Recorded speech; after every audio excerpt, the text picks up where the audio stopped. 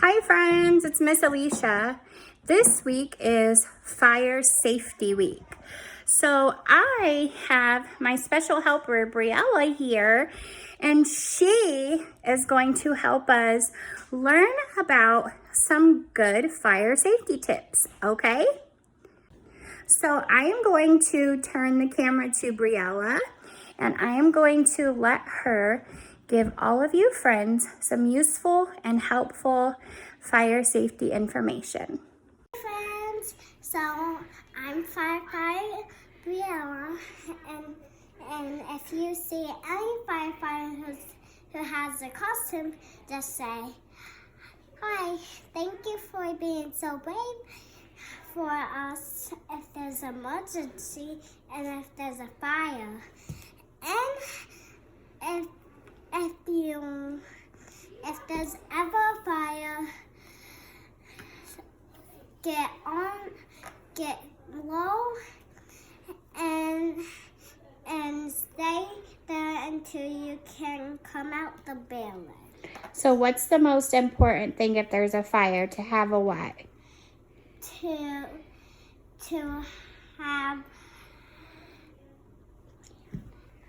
have a plan. And to stay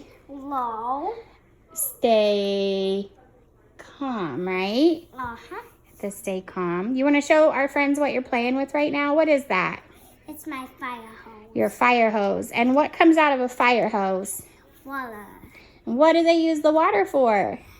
To burn out the fire. To put out the fire, yep. Can you put your hose down and show our friends if they needed to get out in an emergency, how they would stay low? And then we're going to go all the way to the door to show our friends some safe ways to exit, okay? Okay. All right, you ready to get low? Okay. Like this.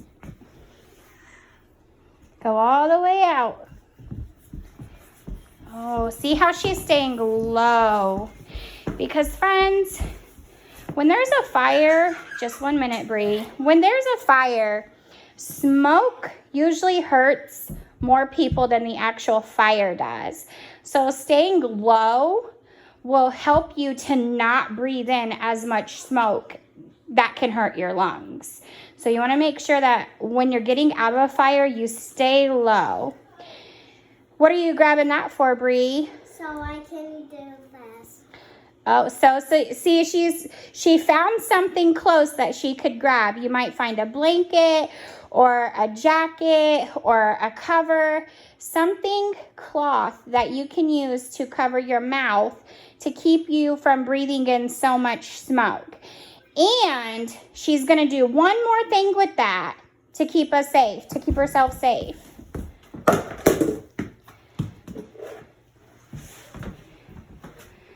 So what are you doing now? Oh, remember what we're going to do with our blanket? I'll hold that for you, honey. And then? So she used the blanket to open the door. That way, she didn't get burnt because the doorknobs, they get really hot. So when the fire heats up the doorknob, and then if you touch it, then it would burn your hand. So if you can find something cloth to open the doorknob with, that way your hand does not get burnt. That was a nice job, Briella. You have such a good, helpful fire safety tips. Briella, can you show us what we should do if we ever accidentally had fire on our body? What would we do? We would stop like this, get down, and move like this. Here, honey, let's go into the living room where there's a little more room. You are such a good helper, Bree. Okay, so Briella, firefighter Briella, can you show us if we were to ever accidentally catch on fire, what should we do? Stop. Mm-hmm. Get down. So drop. Yeah. Mm-hmm. Drop. Roll. This. Until the fire comes off. Stop, drop, and roll. Yep. And that will help the fire get put out if you were to ever accidentally catch on fire or have fire on your body. Briella, thank you so much. Do you have anything else you want to say to our friends? Bye.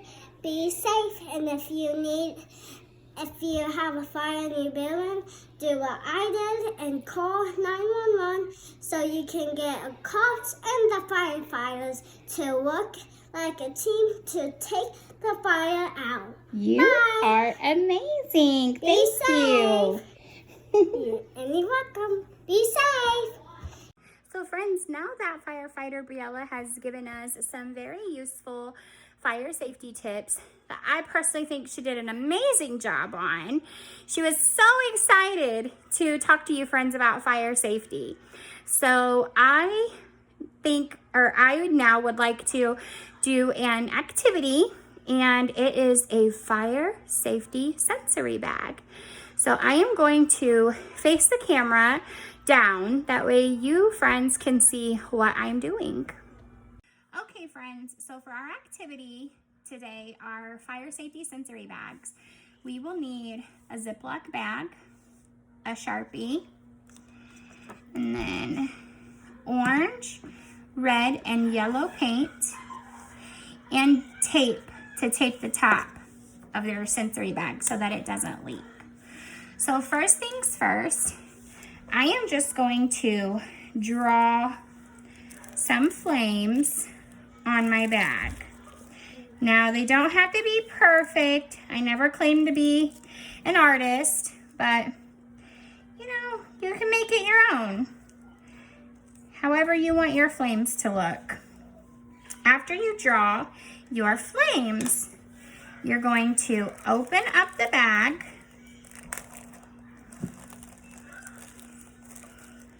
You don't need much paint, just a little will do. Going to put a little bit of yellow paint in. That should do. And you can add more if you need to.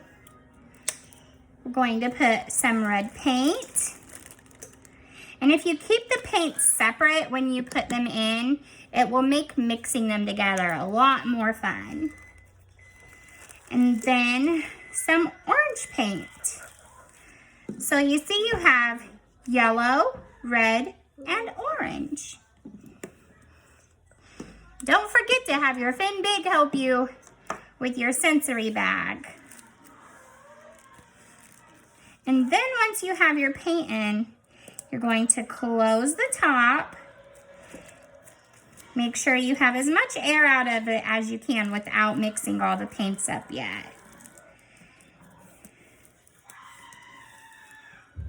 Now look, that's how it looks. So we have our bag with our flames, and then we have our paint. So this is where our Fin Littles can just go in and start rubbing them.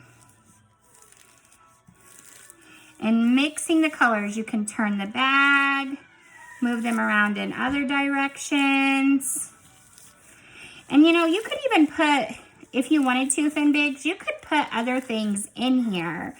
You could put glitter, or you could put, you know, really anything small that you wanted to put in here to give it just a little bit of extra for them to move around. It's fun if you can put little objects in here.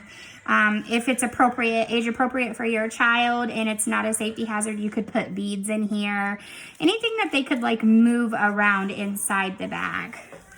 But it's just fun to push the paint around and watch the colors as they mix. See, this is what it looks like on the other side. And you can talk about, ooh, you know, look at the orange and the red and the yellow. It's nice for helping them learn colors.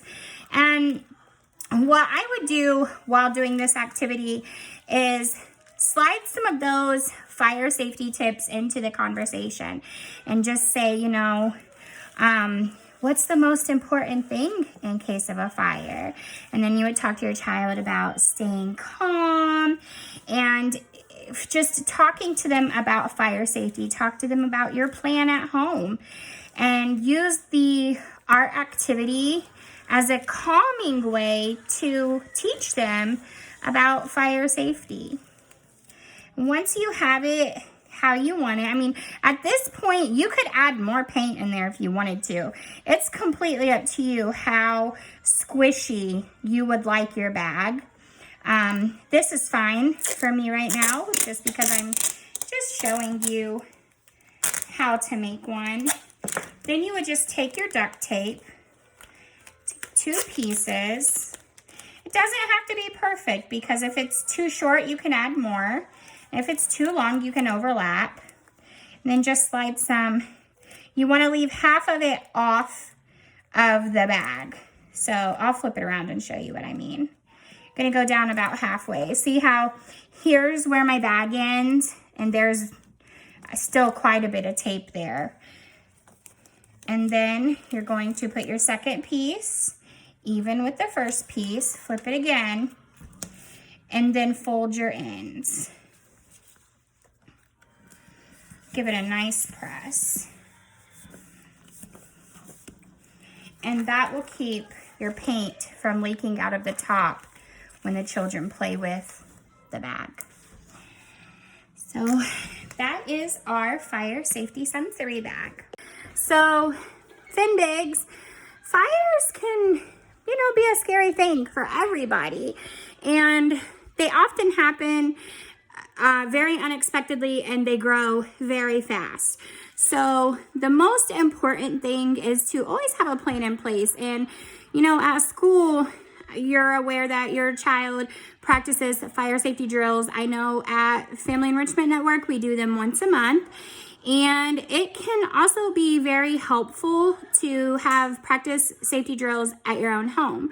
So put a plan into place, go over your plan with everybody, and practice that plan. So if an emergency ever did arise and you needed to get out quickly in a case of a fire, you would have a plan in place, and it might be coming up with a meeting place for everyone, and then an exit for everyone, different exit plans if you had different exits in your home. And that will eliminate some of the fear of the what if a fire were to happen, because now you've got a plan in place. And now you've practiced your drill. And, the most important thing for us, like in the classroom, whenever we would have a fire drill, some of the children, they become scared and they get upset. And we just always keep our calm and keep our composure. And then remember to tell them during the incident, we're safe, we are safe, we are safe, we are safe. And, that is very important. Children need to feel safe in all situations, even the ones that are scary. So just trying to remain calm and getting out safely is always key.